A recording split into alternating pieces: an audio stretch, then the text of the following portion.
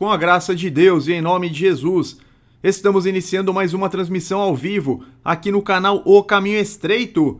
Tema da pregação de hoje: por que Jesus amaldiçoou a figueira sem frutos? Pouco antes do episódio da figueira que secou, vemos no mesmo capítulo 21 de Mateus que Jesus estava em Jerusalém e havia expulsado todos os que vendiam e compravam no templo, derrubando as mesas dos cambistas e as cadeiras dos que vendiam pombas. Então isso acontece, esse episódio da figueira acontece na sequência, pouco tempo depois de quando Jesus teve lá o embate com os vendilhões do templo.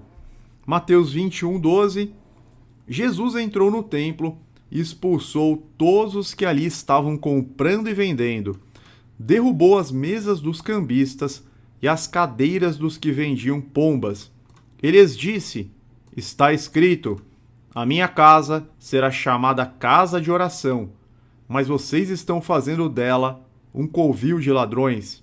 Não lembro se é no Evangelho de João, que até os discípulos se lembram daquela passagem do Antigo Testamento: o zelo pela tua casa me consome. Eles estavam praticando, aqueles vendilhões, coisas ilícitas, comprando e vendendo no átrio do templo. Isso com a anuência ainda dos saduceus, meus irmãos.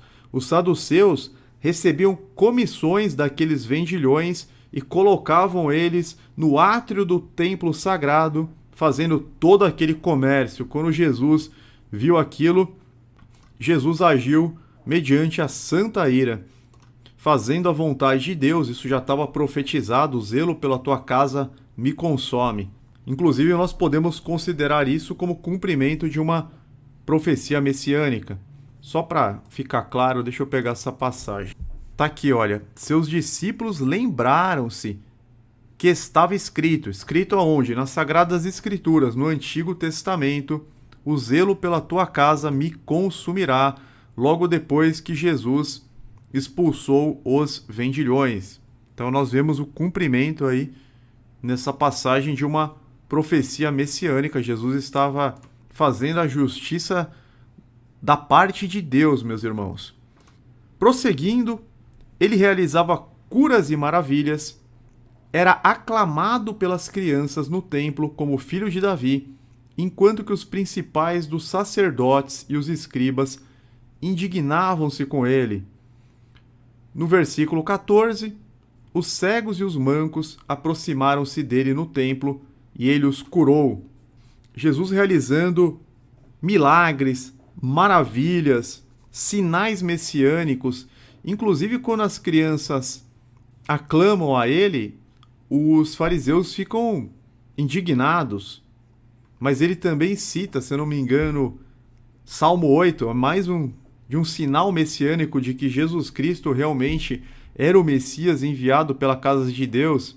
E ele cita essa passagem do Antigo Testamento. Olha que interessante. Ele perguntaram no versículo 16: não estás ouvindo o que essas crianças estão dizendo? Respondeu Jesus: sim, vocês nunca leram? Leram em Salmos: dos lábios, perdão, das crianças e dos recém-nascidos suscitastes louvor. Salmo 8:2. Dos lábios das crianças e dos recém-nascidos firmaste o teu nome como fortaleza. Olha que maravilha, meus irmãos. Isso aconteceu quando Jesus chega lá em Jerusalém, e ele cita justamente isso para aqueles líderes religiosos. Ele cita o versículo 2 do Salmo 8: dos lábios das crianças e dos recém-nascidos firmaste o teu nome como fortaleza. A mesma coisa que está aqui, olha, em Mateus 21:16, exatamente a mesma passagem.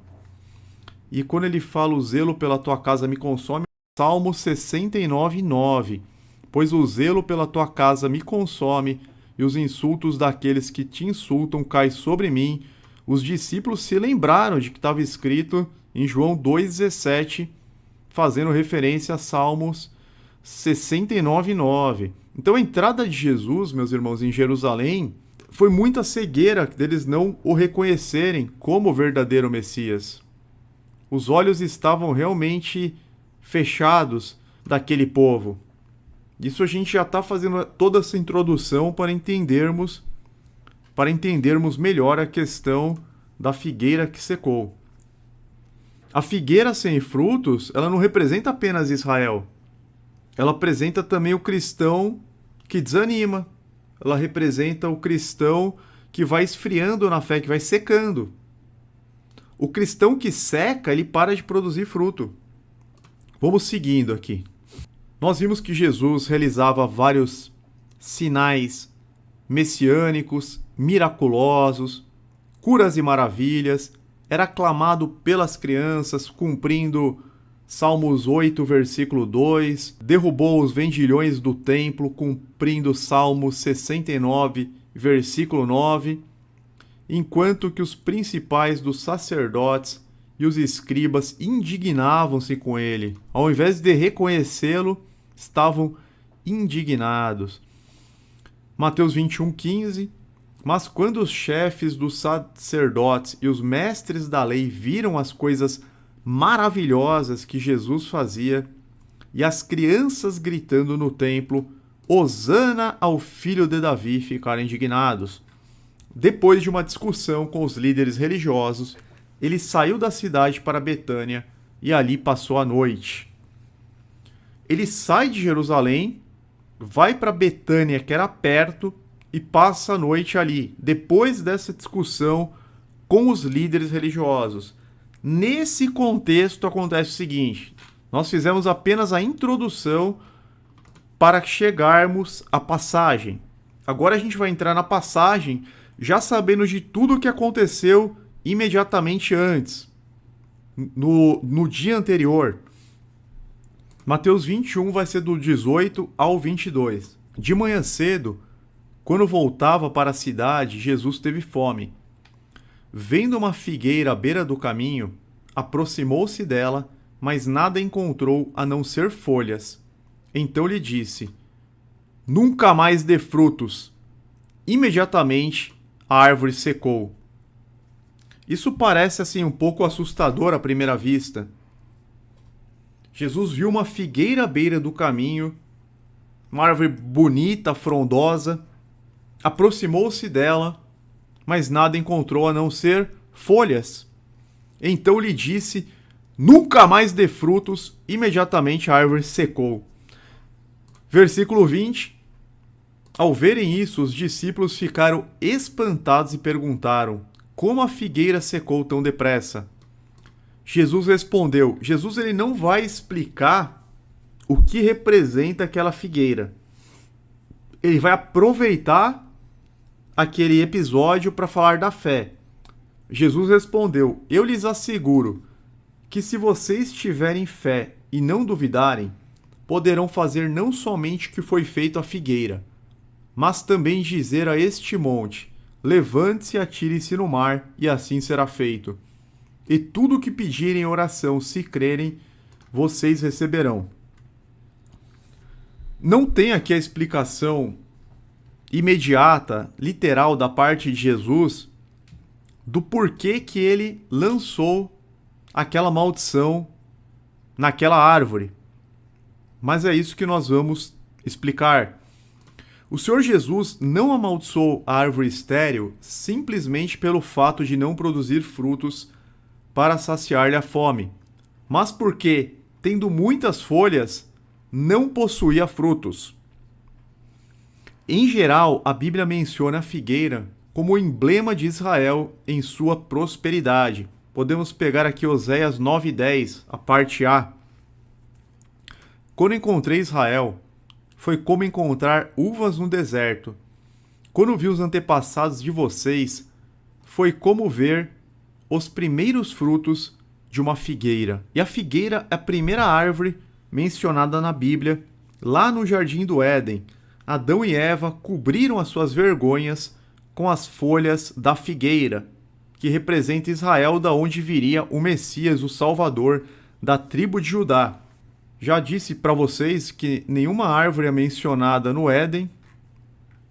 É mencionada a existência de muitas árvores frutíferas, mas apenas a figueira é mencionada de forma nominal. Os olhos dos dois se abriram e perceberam que estavam nus. Então juntaram folhas de figueira para cobrir-se. Isso aqui não é uma mera coincidência, meus irmãos. Não é mencionada mais nenhuma outra árvore nominalmente no Jardim do Éden. Eles cobriram a vergonha com a figueira. Só que assim, aquela figueira ela não seria o suficiente para a redenção do pecado deles. Então, em seguida, nós vemos Deus matando um cordeiro, provavelmente, para fazer roupas para eles. No versículo 21, o Senhor Deus fez roupas de pele e com elas vestiu Adão e sua mulher. Para fazer roupas de pele, provavelmente teve o sacrifício de um cordeiro. Mas vamos seguir aqui com o emblema de Israel, com a comparação. Israel é comparável à figueira na Bíblia. 1 Reis 4:25. E Judá e Israel habitavam seguros, cada um debaixo de sua videira e debaixo da sua figueira, desde Dan até Berseba, todos os dias de Salomão. Aqui também é mencionada esta árvore. E Deus propõe uma parábola para Jeremias, em Jeremias capítulo 24, comparando os figos bons aos exilados de Judá. Por exemplo, Daniel era um figo bom, Sadraque, Mesaque, Abidnego, aqueles que Deus considerava justos, eles foram poupados e passaram a viver na Babilônia. Podemos pegar essa parábola aqui, Jeremias 24. E o Senhor mostrou-me 2 cestos de figos, postos diante do templo do Senhor. Isso aconteceu depois que Nabucodonosor levou de Jerusalém para o exílio na Babilônia Joaquim, filho de Jeoaquim, rei de Judá, os líderes de Judá e os artesãos e artífices.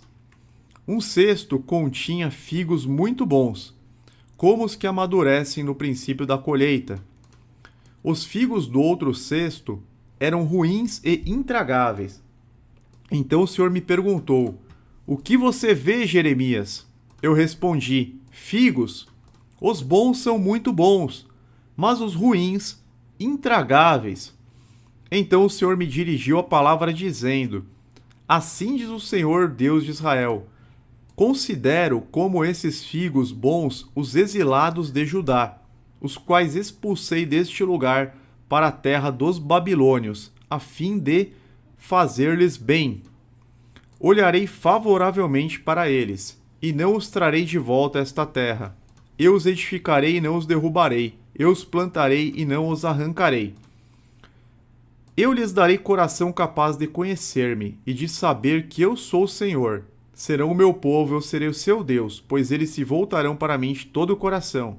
Então, os figos bons, aqueles judeus piedosos, mesmo na Babilônia, eles serviriam a Deus, como de fato aconteceu. Nós vemos isso no livro de Daniel. Mas como se faz com os figos ruins e intragáveis, diz o Senhor, assim lidarei com Zedequias, rei de Judá. Zedequias foi o último rei de Judá que pereceu. Ele, a família dele, os filhos foram mortos, ele teve os olhos vazados, ele ficou preso na Babilônia, depois ele acabou morrendo. Eu os tornarei objeto de terror e de desgraça para todos os reinos da terra. Para onde quer que os expulsar, serão uma afronta e servirão de exemplo, ridículo e maldição. Então os figos ruins servem de exemplo de maldição. Vocês já estão começando a fazer um link assim mais profundo, acredito eu. Então os figos ruins serão uma afronta e servirão de exemplo, ridículo e maldição. Enviarei contra eles a guerra, a fome e a peste, até que sejam eliminados da terra que dei a eles e aos seus antepassados. Portanto, meus irmãos, Jesus ele não estava simplesmente com raiva de uma árvore que não tinha fruto no momento que ele estava com fome. Não, ele estava passando um ensinamento sobre a condição de Israel, sobre a condição de Jerusalém. As figueiras daquela região costumam dar frutos entre julho e agosto. Embora em Marcos 11:13 tenha sido mencionado que não era a estação dos figos, visto que a narrativa aconteceu entre março e abril, diante da proximidade da Páscoa judaica, nós sabemos que esse episódio aconteceu entre final de março e começo de abril, porque já estava muito perto a Páscoa. Mas mesmo assim, mesmo a estação dos frutos sendo entre junho e agosto, as figueiras que tinham folhas vistosas nessa época indicavam frutos fora de estação, o que era uma bênção. Isso significa que as folhas aparentes na figueira indicavam que ali haveria frutos, haveria figos. Olha que interessante. Aquelas folhas aparentes e bonitas na figueira eram um indício de que ali haveriam figos. A gente pode fazer essa comparação a muitos cristãos nominais, se vestem como cristãos, quando estão no culto, na igreja, se comportam como cristãos, falam como cristãos, glorificam a Deus, exaltam e honram ao nosso Senhor Jesus, cantam louvores, eles aparecem com a Bíblia debaixo do braço. Então você vê lá uma árvore com folhagens. Mas quando vai investigar se tem frutos fora da congregação, muitas vezes não tem. A figueira ela não representa apenas Israel, ela não representa apenas a condição de Jerusalém, onde os vendilhões faziam câmbio no templo, onde os mestres da lei estavam violando os mandamentos de Deus, colocando tradições humanas acima dos mandamentos. A figueira sem frutos também representa o cristão nominal que vive como um ímpio. Na congregação, na igreja, até parece um verdadeiro servo de Deus. Mas fora, meus irmãos, muitas vezes você percebe que não. Fora você percebe aquilo que Tiago falou sobre a fé sem obras, que a fé sem obras é morta. Vamos lá. O texto mostra que Jesus ficou frustrado ao encontrar somente folhas na árvore, proferindo palavras que a fizeram secar. Diante disto, quais lições podemos aprender desta passagem? Como nós vimos acima, a figueira simboliza especificamente Israel, que produzia folhas vistas ao longe, entretanto não dava frutos. Tal como Cristo inspecionou o templo e o encontrou cheio de corrupção ao invés de devoção a Deus, assim também inspecionou Israel buscando boas obras, mas não as encontrou. Por isso pronunciou juízo divino sobre a nação. A maldição profética de Cristo representa o definhar de Israel por sua religiosidade formal e hipócrita. O que Jesus estava profetizando? Aquela maldição ela foi profética. Aquilo representava Israel secando, Israel definhando por ter rejeitado o Messias. Israel, a diáspora que viria em seguida, o templo que seria derrubado, toda a desgraça que sobreveria sobre aqueles judeus, viria peste, fome, mortes, eles seriam espalhados pelo mundo, sobreviventes. Aqueles judeus eles sofreram demais por conta da rejeição. Por conta da rejeição, eles se tornaram a árvore seca, meus irmãos. Isso acontece com muitos cristãos no dia de hoje que da mesma forma rejeitam a Jesus. Muitos hoje não querem saber do nosso Salvador.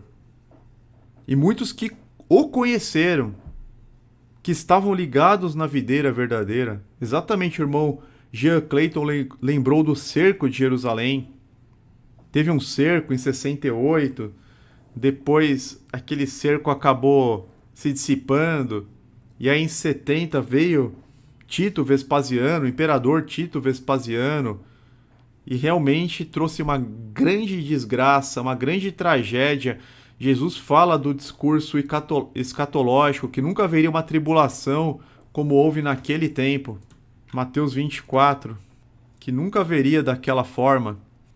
Naquele tempo muitos ficarão escandalizados. Aí ele fala do sacrilégio terrível. Quando ele fala do sacrilégio terrível, são os estandartes do Império Romano, também num lugar considerado já sagrado do templo, no átrio. Como serão terríveis, versículo 19, como serão terríveis aqueles dias para as grávidas e para as que estiverem amamentando. Orem para que a fuga de vocês não aconteça no inverno, nem no sábado, porque haverá então grande tribulação, como nunca houve desde o princípio do mundo até agora, nem jamais haverá. Ele está falando mais especificamente daquele tempo, daquela diáspora. E naquela época, eu tenho até uma imagem aqui, o segundo templo, tudo era bonito por fora, tudo era lindo por fora, as vestes dos líderes religiosos. Jesus até fala no capítulo 23, a gente já vai chegar lá. E o templo ele tinha sido embelezado, remodelado por Herodes, ampliado. Olha que interessante. No século I a.C., Herodes o Grande ordena uma remodelação ao templo, considerada por muitos judeus como uma profanação, com o propósito de agradar a Júlio César, mandando construir num dos vértices da muralha a Torre Antônia, uma guarnição romana que dava acesso direto ao interior do pátio do templo. Certos autores designam o templo após esta intervenção por terceiro templo. Não se podia mudar a arquitetura do templo. Deus havia dado o modelo a Davi e ordenou que se seguisse o modelo pré-determinado por ele. Tanto que Salomão construiu exatamente seguindo o modelo, com aquelas medidas, tudo certinho. O que Herodes fez? Fez uma grande ampliação. Deixa eu colocar aqui para vocês. O templo, na verdade, seria isso aqui, onde eu estou passando o mouse. Mas Herodes construiu em volta, ao redor, e embelezou o templo. Então tudo era muito bonito por fora. Exteriormente era exatamente, tudo representava aquela figueira com aquelas folhagens verdes, vistosas, frondosa, bonita, mas zero fruto. Aquilo representava exatamente a situação de Israel, de Jerusalém, dos líderes religiosos. Por fora, digno de elogio. Por dentro, uma tragédia. Por isso que Jesus amaldiçoou aquela figueira. Hoje sobrou somente a parte do Muro das Lamentações, que na verdade é a construção de Herodes. Os judeus consideram como um lugar muito sagrado, mas aqui, o Muro das Lamentações é a construção de Herodes. Mas é o que sobrou, né, meus irmãos? Irmão Daniel Duarte, interessante esse contexto dessa profecia de Jesus, porque daí entendemos posteriormente porque o final dos tempos também foi feita uma analogia com a mesma figueira Israel em Mateus 24. Justamente, irmão Daniel. Tudo está linkado. Então vamos seguir.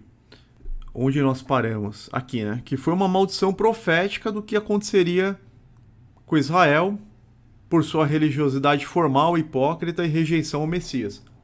Pouco antes do início do ministério de Jesus, João Batista cobrava dos saduceus e fariseus que dessem fruto de arrependimento. Também uma passagem bastante conhecida, Mateus 3, 8, 10, que ele fala, né? Deem frutos, o machado já está posto à raiz das árvores, toda árvore que não der bom fruto será cortada e lançada ao fogo. Depois Jesus conta aquela parábola da figueira que é plantada numa vinha, que o dono do terreno pede para o agricultor cortar, o agricultor pede mais 1 ano de prazo para ele cavar em volta da árvore, adubar, e se ao final de mais aquele ano der fruto, a árvore seria mantida na vinha, caso contrário, seria cortada e lançada fora para não ocupar um espaço. Isso nós vemos, se não me engano, em Lucas 13, que tem essa parábola também. que nós já estudamos em lives anteriores. Agora o Messias estava entrando em Jerusalém, onde seria rejeitado publicamente por Israel pela última vez, em que pesem todos os sinais messiânicos realizados, todos os sinais miraculosos. O murchar da figueira, que nós até colocamos a imagem aqui, essa imagem representa bem os discípulos olhando a figueira totalmente seca, esturricada, morta. E eles não entenderam muito bem o que aconteceu. Naquele momento eles não estavam entendendo o que aquilo representava. Mas a imagem, para quem está tendo a oportunidade de olhar para a tela, é mais ou menos essa aqui. Então, meus irmãos, o murchar da figueira simboliza a condição dos judeus como um povo que rejeitou Cristo como seu redentor. Sem Cristo, o ramo seca. É o que está lá em João 15. O irmão Flávio até citou essa passagem. João capítulo 15. Se alguém não permanecer em mim, no versículo 6, será como o ramo que é jogado fora e seca. Tais ramos são apanhados, lançados ao fogo e queimados. Jesus, de certa forma, ele também está dizendo isso. Quem não está em mim está seco, está morto. Todos que não estão em Cristo podem ser considerados figueiras sem frutos, figueiras secas, amaldiçoadas. Não tem por onde, não há vida fora dele. Não há vida fora dele, porque ele é o único que nos dá acesso ao Pai, ao Santo dos Santos. Pelo seu sangue, os nossos pecados foram lavados e perdoados. Pablo Boanerges. Igual a árvore acácia, onde a mesma foi construída a Arca da Aliança. O nome vem da palavra grega ax, que significa um espinho ou uma farpa. Seria uma alusão à coroa de Cristo. E a acácia, ela é toda torta, né? E Deus pedia para eles fazerem ripas daquela árvore, ou seja, mostrando que o homem ele precisa andar em retidão, se corrigir. Então, também por esse motivo, eles usaram a acácia, que era uma árvore torta, mas que deveria dar origem a tábuas retas para a construção do tabernáculo. Então, tinha que ter um esforço para tirar tábuas retas de uma acácia. Teria que ter muito talhar, lixar, teria que trabalhar muito na madeira, tal como Deus precisa trabalhar em nós para que nós sejamos forjados da forma como Ele deseja, moldados da forma como Ele deseja. Prosseguindo, podemos citar outra passagem do Evangelho do Evangelho de Marcos, deixa eu só corrigir aqui, que revela a condição em que se encontram a maior parte dos israelitas da época, o que na realidade não é diferente da condição da população em geral dos dias de hoje. Marcos 7, versículos 6 até o 13, mas eu pulei alguns. Ele respondeu: bem profetizou Isaías acerca de vocês hipócritas, como está escrito: este povo me honra com os lábios, mas o seu coração está longe de mim. Vocês negligenciam os mandamentos de Deus e se apegam às tradições dos homens. Quanto que isso não acontece nas igrejas, nas denominações de hoje? As denominações, elas negligenciam mandamentos de Deus. Algumas falam que a lei foi abolida, pregam a hipergraça e se apegam totalmente às tradições dos homens, a liturgia que foi estabelecida por aquele padre, por aquele pastor. O problema, meus irmãos, é que a liturgia, as tradições, nas denominações, elas são colocadas acima da obediência, acima das leis morais e dos mandamentos de Deus. E Jesus já falava isso para aqueles líderes religiosos. E disse-lhes: vocês estão sempre encontrando uma boa maneira para pôr de lado os mandamentos de Deus. Olha, parece que está falando para as denominações de hoje, a fim de obedecer às suas tradições. Então, as denominações, elas inventam várias coisas, vários eventos, congressos e liturgias, e agora falar de mandamento, não, isso é coisa do Antigo Testamento, não tem mais mandamento. É um negócio terrível. Pois Moisés disse: honra teu pai e tua mãe, e quem amaldiçoar seu pai ou sua mãe terá que ser executado. Mas vocês afirmam que se alguém disser a seu pai ou a sua mãe: qualquer ajuda que vocês poderiam receber de mim é corbã, isto é, uma oferta dedicada a Deus, vocês o desobrigam de qualquer dever para com seu pai ou sua mãe. Assim vocês anulam a palavra de Deus, por meio da tradição que vocês mesmos transmitiram, e fazem muitas coisas como esta. Hoje, as igrejas, as denominações, elas anulam o quarto mandamento. Lembra-te do sábado para santificá-lo, porque por tradição romana, guardam domingos e festas, sendo que o domingo foi instituído por um decreto de Constantino, imperador romano que também era sacerdote pagão, no ano de 321. No ano de 321, Constantino emitiu um decreto falando que o dia de guarda, de descanso era o domingo, e muitos cristãos tomaram essa tradição e anularam o mandamento do Santo Sábado, que é o dia do Senhor, que é o único dia que foi abençoado, santificado e recebeu o nome. Eles se comportam como se nada estivesse acontecendo, como se estivesse fazendo tudo normal. Se reúnem no domingo como se nada... Nossa, tá tudo normal aqui. Vamos glorificar a Deus. Então, tradição. Tradição, mudança, anulação de lei. Anulação de lei por conta de um decreto humano e de um pagão ainda, de um sacerdote pagão. Vou ler de novo o versículo 13, que se aplica muito aos dias de hoje. Assim vocês anulam a palavra de Deus, por meio da tradição que vocês mesmos transmitiram, e fazem muitas coisas como essa. Essa era a condição deles. Essa era a condição deles naquela época. Irmão Jean Cleiton, eles falam que tem que guardar todos, que não precisa ser um dia apenas, muito menos o sábado. Mas na prática eles guardam o domingo, o dia do sol. Não, ninguém guarda todos, porque guardar é dedicação total.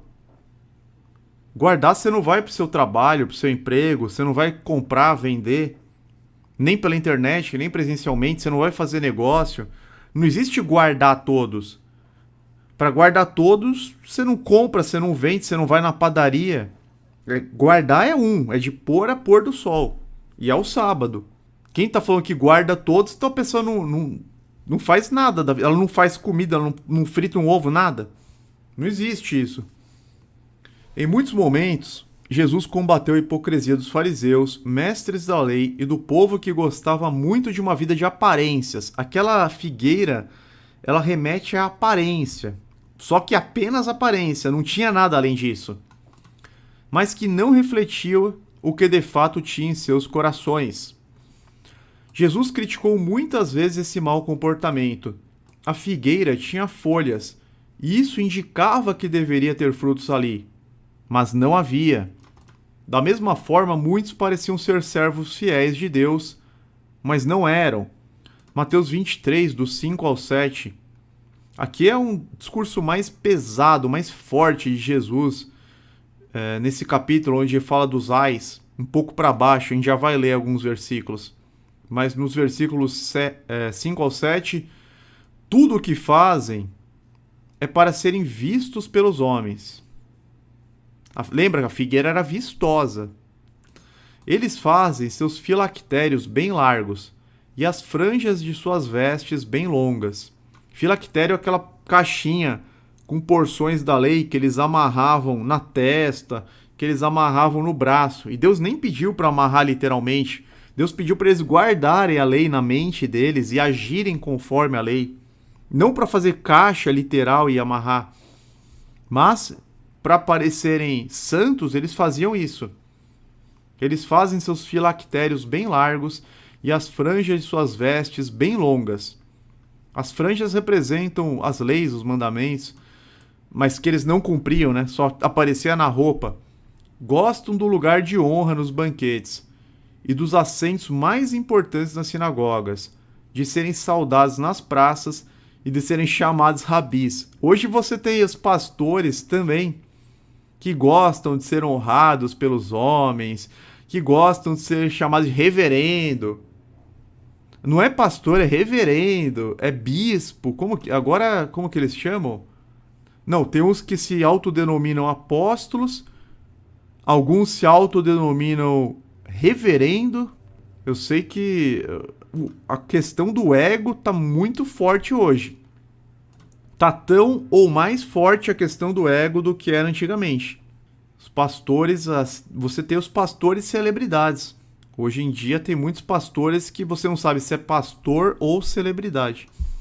Gostam de ser chamados de rabis, olha. Os lugares mais importantes nas sinagogas, saudados nas praças e serem chamados de rabis. Uma vida de aparências sem frutos verdadeiros, decorrentes de boas obras. Então, uma vida de aparências sem frutos que decorrem de boas obras destruirá a vida daquele que escolhe esse caminho. A nação de Israel sofreria muito pela aparência de santidade que buscava esconder corações hipócritas e egoístas. Isso faria muito deles secar. Foi o que aconteceu. Podemos citar uma passagem no capítulo 23 do Evangelho de Mateus, na qual Jesus censura os líderes religiosos da época com ais de juízo. Vamos pegar aqui na Bíblia online mesmo. 23 do 25. Nossa, são muitos ais, hein? Do 25 ao 28, ao 27.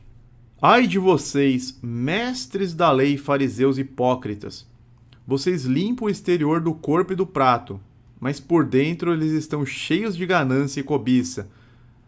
Eles tinham todos aqueles rituais de lavagem, de lavar várias vezes o copo, várias vezes o prato, aquelas talhas com água, mas por dentro vocês estão cheios de ganância e cobiça. Fariseu cego, limpe primeiro o interior do copo e do prato, para que o exterior também fique limpo. É a mesma coisa que você lavar um copo. Imagina que coisa horrível isso. A pessoa só lava o copo por fora e coloca lá no escorredor ou guarda no armário. Só lava o prato. Imagina lavar o prato só na parte de baixo.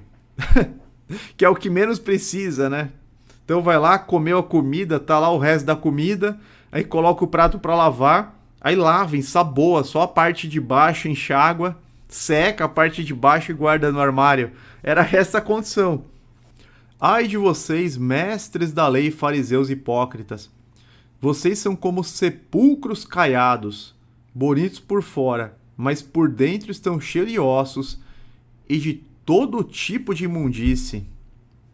Assim são vocês. Por fora parecem justos ao povo, mas por dentro estão cheios de hipocrisia e maldade. Ele continua.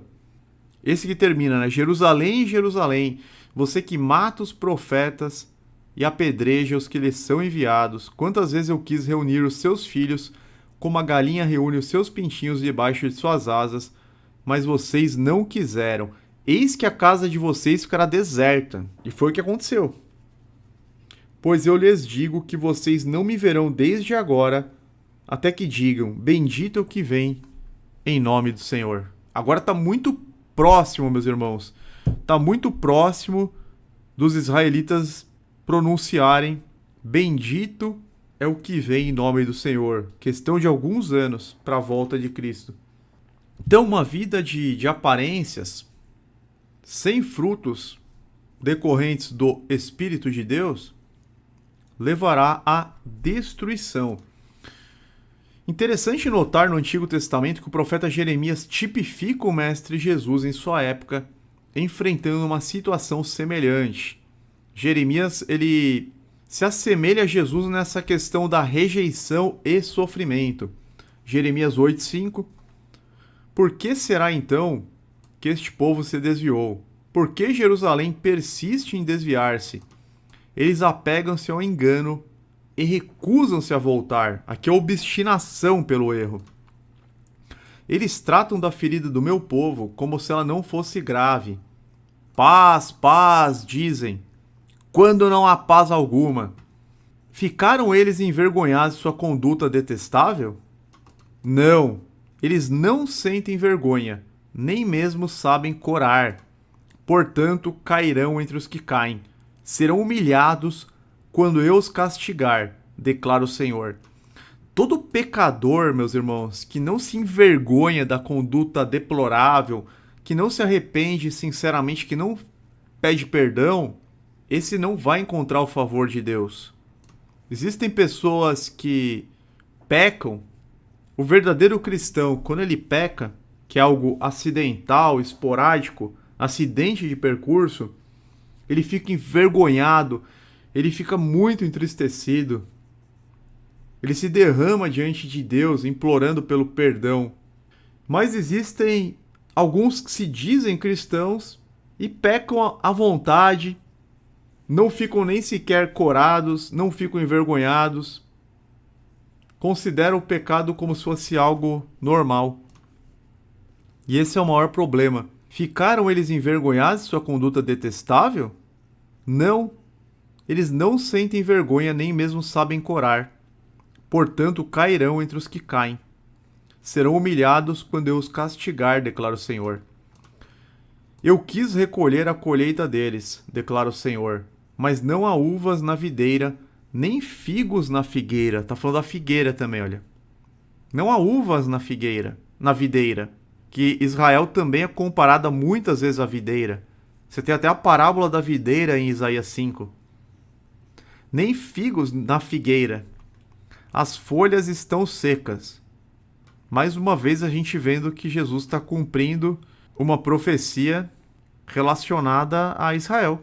Não há figos na figueira, e realmente não havia. As folhas estão secas, a árvore secou. O que lhes dei será tomado deles.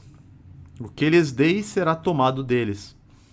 A árvore que secou, isso nós já falamos, né? A árvore que secou também representa muitos que se dizem cristãos, têm aparência exterior de cristão, mas não vivem como cristãos. Tiago 2, do 14 ao 26, mas pulando vários. De que adianta, meus irmãos, alguém dizer que tem fé se não tem obras? Acaso a fé pode salvá-lo? Se um irmão ou irmã estiver necessitando de roupas e do alimento de cada dia, e um de vocês lhe disser, vá em paz, aqueça-se e alimente-se até satisfazer-se, sem porém lhe dar nada, de que adianta isso? Assim também a fé, por si só, se não for acompanhada de obras, está morta. Olha lá. Quando a gente fica preocupado com os irmãos que estão sumidos, que estão esfriando, mas alguém dirá, você tem fé e eu tenho obras. Mostre-me a sua fé sem obras, e eu lhe mostrarei a minha fé pelas obras. Olha que interessante, que hoje as pessoas falam, não, eu creio em Cristo. Eu creio que Jesus é meu Salvador, eu aceitei Jesus. Então me mostra as suas obras de que você é cristão. Aí muitas vezes ela não tem nenhuma. Aí ela te pergunta, e você crê em Cristo? Aí você não precisa responder, você vai lá e mostra as suas obras e ela vai perceber que você está fazendo aquilo que Jesus lhe ordenou. Ou seja, ela vai ver que você está ligado na videira verdadeira, que Cristo é o teu cabeça, que Cristo é o teu mestre, que você é discípulo, que você não é um mero crente, porque Tiago fala que até os demônios creem. Os demônios são crentes. O fato de ser crente não salva, não é suficiente. Tem que produzir 30 por 1, 60 por 1, 100 por 1. Mas alguém dirá, você tem fé, eu tenho obras. Claro que são as obras do Espírito Santo, né, meus irmãos? Mostre-me a sua fé sem obras. A pessoa fala, não, eu creio em Cristo, Ele é o meu Salvador. Tá, deixa eu ver como que é a sua vida, como que você anda, quais lugares que você frequenta, quem são as suas companhias, o que você tem para mostrar. Mostre-me a sua fé sem obras, sem nada. E eu lhe mostrarei a minha fé pelas obras. Paulo tinha obras, Pedro tinha obras, Daniel tinha obras. Todos os discípulos de Jesus devem apresentar obras. Assim como o corpo sem espírito está morto, também a fé sem obras está morta. Meus irmãos, ninguém é salvo por obras. Nós estamos falando das obras que são frutos do Espírito Santo. Embora os discípulos não tenham entendido o sentido profético daquele prodígio, eles ficaram maravilhados com o poder sobrenatural das palavras de Cristo, que fez com que a árvore secasse depressa. Diante disso, o Mestre Jesus aproveita a situação para falar-lhes sobre a necessidade de exercitarem a fé. Nós vemos que Jesus continua a passagem falando sobre a fé. Se vocês tiverem fé e não duvidarem, poderão fazer não somente o que foi feito à figueira, mas também dizer a este monte: levante-se e atire-se no mar, e assim será feito. E tudo o que pedirem em oração, se crerem, vocês receberão. Então tenha condição. Tudo o que pedirem em oração, se crerem, vocês receberão. Não pode duvidar. O problema é que tem pessoas que um dia elas são heróis da fé, no outro dia elas estão desanimadas. Depois elas voltam a ser herói da fé, no outro elas estão desanimadas de novo. Tem que ter uma certa constância, uma certa estabilidade. O Senhor Jesus já havia exortado os discípulos nesse sentido em outras oportunidades, como podemos ver em Mateus 16:8 e 17:20, por exemplo. Mateus 16:8, Jesus percebe a discussão e pergunta: homens de pequena fé, por que vocês estão discutindo entre si sobre não terem pão? E no 17:20, e Jesus lhes disse: por causa de vossa incredulidade, ou seja, que eles não conseguiram expulsar o demônio. Porque em verdade vos digo que se tiverdes fé como um grão de mostarda, direis a esse monte: passa-te daqui para acolá, e há de passar, e nada vos será impossível. Olha que interessante, hein? Se tivermos fé, nada será impossível.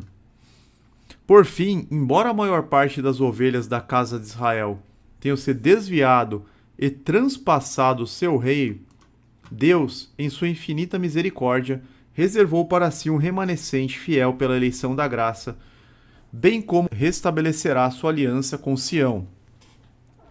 Nós vemos em Romanos 11:5, assim, pois, também, agora neste tempo ficou um remanescente, segundo a eleição da graça. Deus preservou 144.000.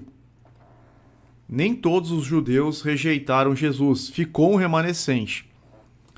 E Romanos 11:7, que dizer então? Israel não conseguiu aquilo que tanto buscava, mas os eleitos o obtiveram, os demais foram endurecidos.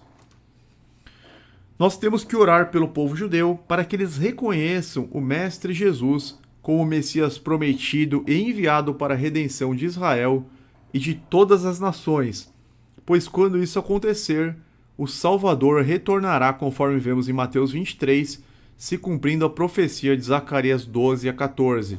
Então nós já vimos aqui essa profecia: eu lhes digo que vocês não me verão desde agora até que digam. Ou seja, vocês me verão sim, mas quando vocês disserem: bendito o que vem em nome do Senhor, que nós queremos que está muito próximo, meus irmãos. Vou ler para vocês um trecho de Zacarias 12, do 10 e 11. Zacarias capítulo 12, os versículos 10 e 11. E derramarei sobre a família de Davi e sobre os habitantes de Jerusalém um espírito de ação de graças e de súplicas. Olharão para mim, aquele a quem transpassaram, e chorarão por ele, como quem chora a perda de um filho único. E lamentarão amargamente por ele, como quem lamenta a perda do filho mais velho. Naquele dia muitos chorarão em Jerusalém, como os que choraram em Hadad e Rimon, no vale do Megido. Algumas pessoas falam: mas não tem a volta de Jesus no Antigo Testamento. Claro que tem no livro de Zacarias. Olharão para mim aquele a quem transpassaram, e chorarão. Então isso aqui está revelando que é o retorno dele, a segunda vinda. E Zacarias 14:4, naquele dia os seus pés estarão sobre o Monte das Oliveiras. Isso acaba com aquele negócio de arrebatamento secreto, que Jesus ele pisa os pés na terra. Naquele dia os seus pés estarão sobre o Monte das Oliveiras, a leste de Jerusalém, e o monte se dividirá ao meio, de leste a oeste, por um grande vale. Metade do monte será removido para o norte, a outra metade para o sul.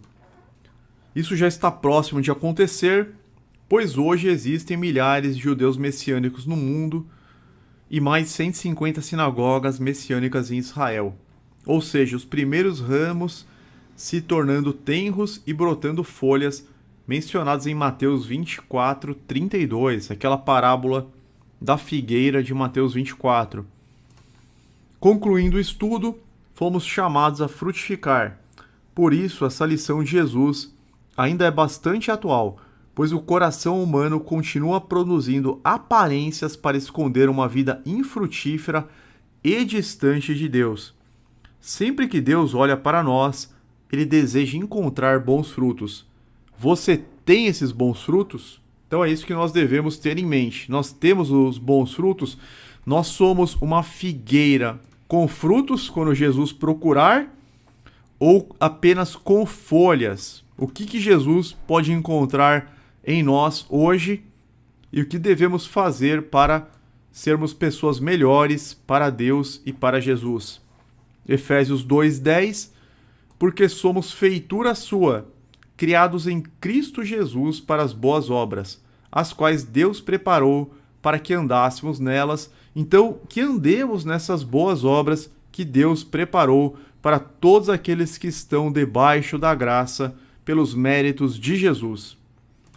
Até aqui, meus irmãos, não a nós, Senhor, nenhuma glória para nós, mas sim ao teu nome, por teu amor, por tua fidelidade, porque dele, por ele, para ti, ó Deus, são todas as coisas. Glória, pois, eternamente a Deus e a Jesus. Amém.